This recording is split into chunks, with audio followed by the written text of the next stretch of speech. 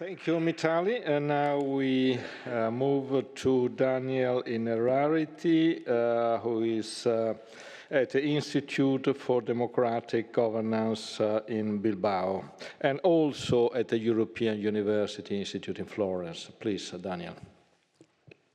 Thank you.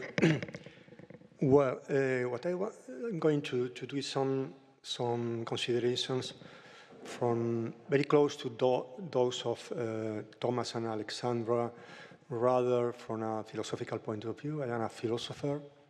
Sorry, nobody's perfect. And about the compatibility between democracy and managing of these crisis situations, and the preparedness from a conceptual point of view of democracies to tackle these situations compared with the authoritarian regimes. The Italian historian Luciano Canfora tells of a certain Monsieur de Langeais, back on the eve of the French Revolution, who had the misfortune to suffer two trials. One brought by his wife on the charge of impotence, and the other by a mistress for having given her a child. Everyone said that he would at least win one of the two, but instead he lost them both. I was reminded of this story when I realized that on the occasion of the pandemic, democratic governments have received a double recrimination in opposite directions, either because they are too weak or because they are too strong.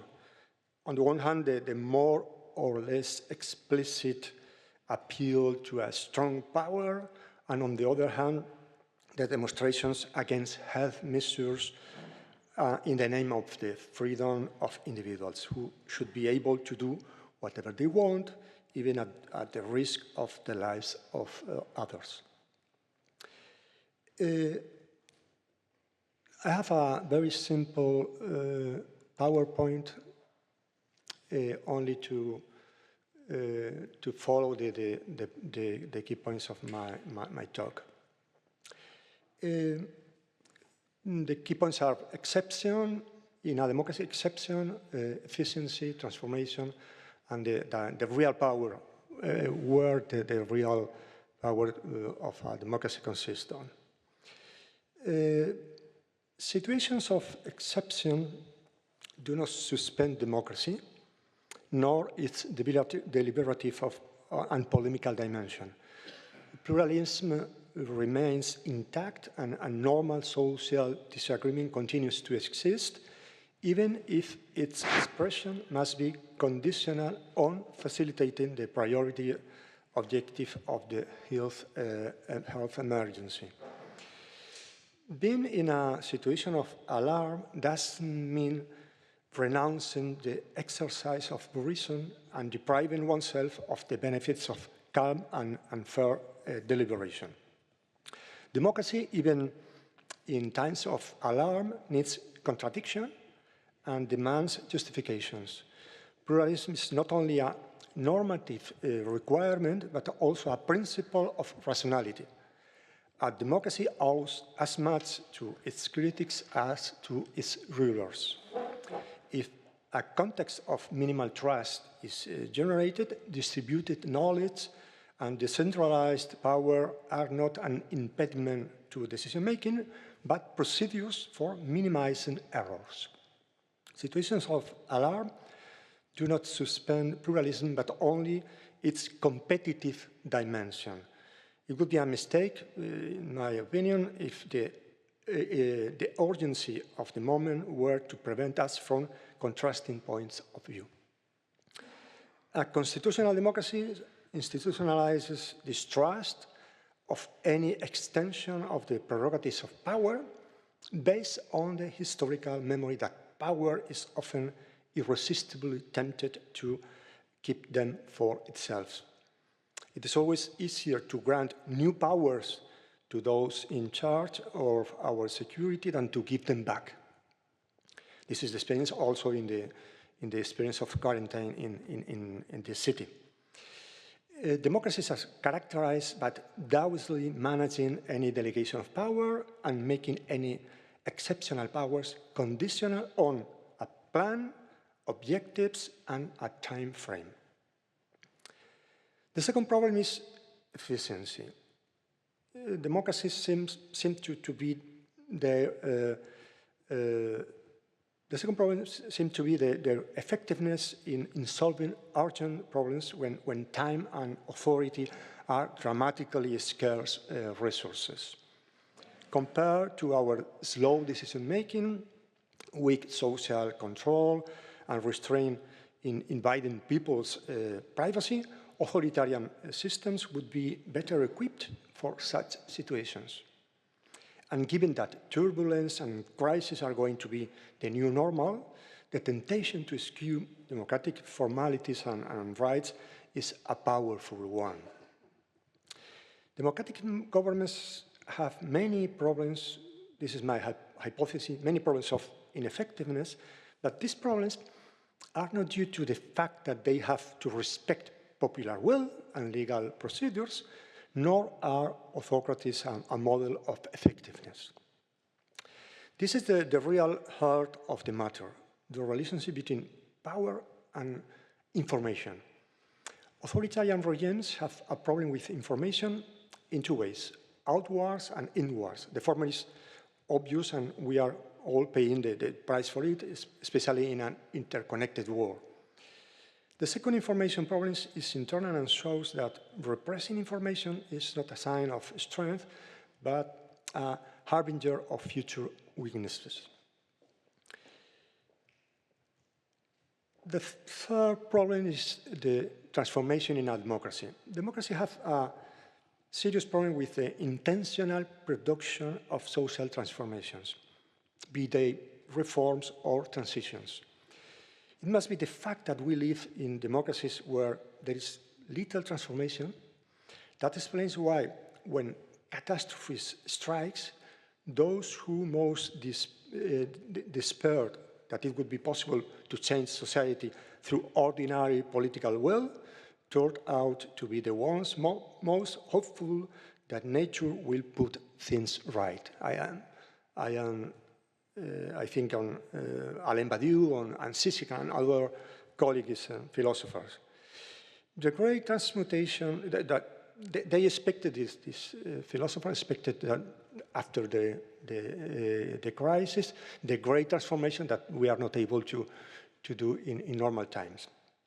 The great transmutation is expected that failure will mechanically produce its opposite. This is a sacrificial vision of political history that has, in my opinion, nothing to do with a change inherent to democracies.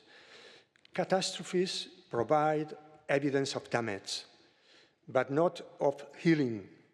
This idea that from sacrifice comes emancipation is as unbelievable as ensuring that those who need it most will benefit from the shock.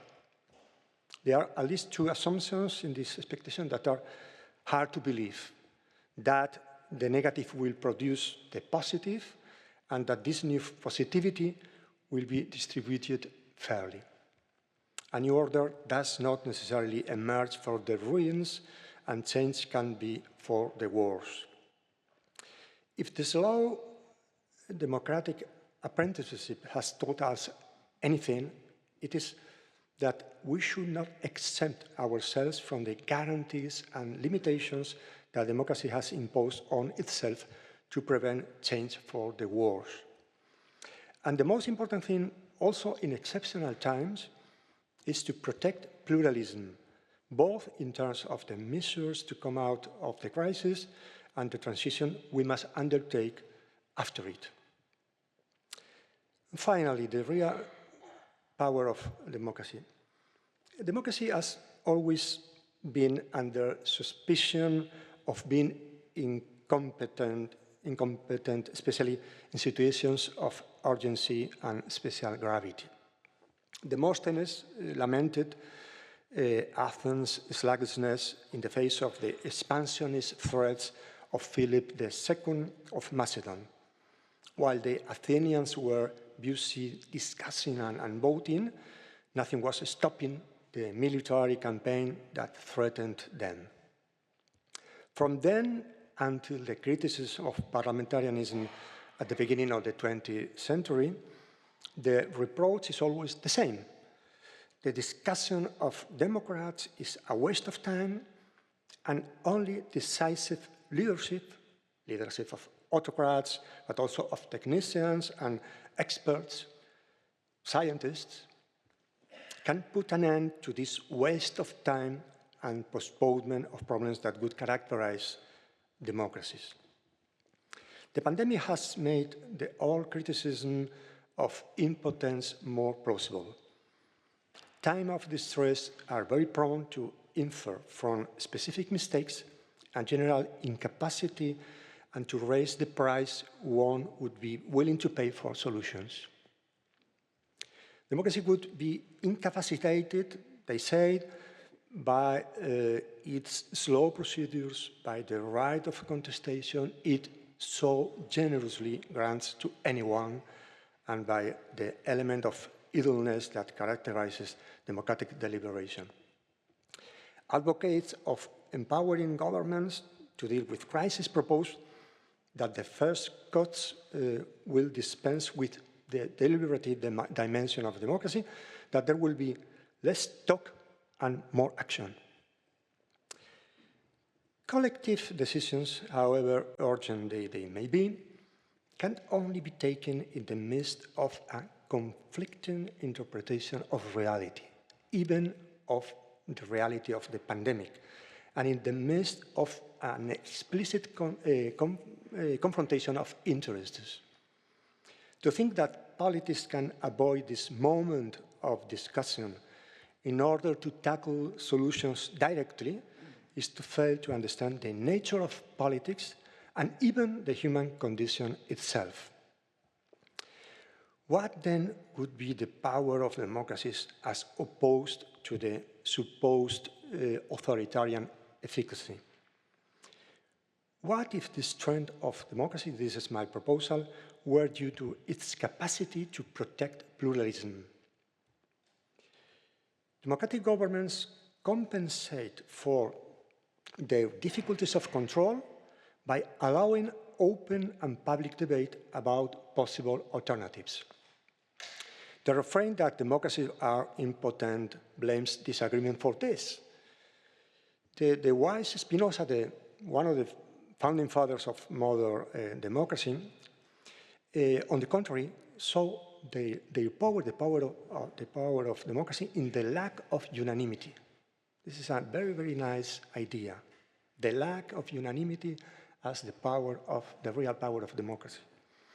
Whereas tyrannies are arbitrary and changeable, in a democracy, I quote, absurdity is less to be feared, since it is almost impossible for the majority of men to agree on one and the same absurdity. Spinoza was not ignoring human errors. He was simply warning that in a plural society, in a democracy, it is more difficult to make them than in one in which pluralism could have been suppressed.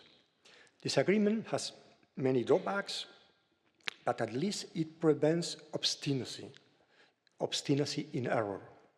Even assuming that democracies and authoritarianism are equally likely to err, it's better, this is my conclusion, it is better to err in a democracy because in a democracy, due to the contested nature of public opinion and its competitive regime, it is easier and quicker to abandon the error or to be forced to abandon it.